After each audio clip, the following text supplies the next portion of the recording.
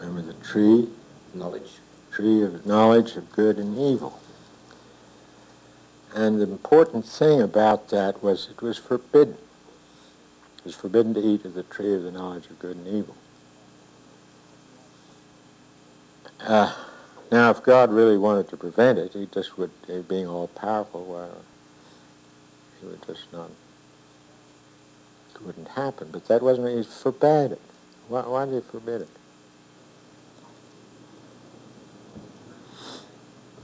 To give man a choice. Right. Without the choice, so that man acts on his own initiative, there'd be no blame. And if there was no blame, there'd be no learning. It's when you start tripping over your own shoes, as I said, that you pick up shoes. When you can't blame it on someone else, you start fixing things.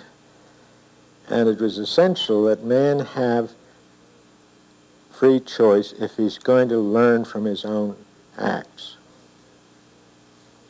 If he was responsible for what happened, then it becomes a valuable lesson. The consequence redounds to him, and he knows, oh, well, I did that, I won't do it again, or something. I mean, if you put your hand in the fire and you didn't feel any pain, you wouldn't learn to keep your hand out of the fire. You have to receive the reaction to your own acts, otherwise you don't learn. That principle of identity is essential to the learning process. Now we have all these schools of religion and so forth that tell us to transcend the ego, and that's fine provided we've got an ego to transcend.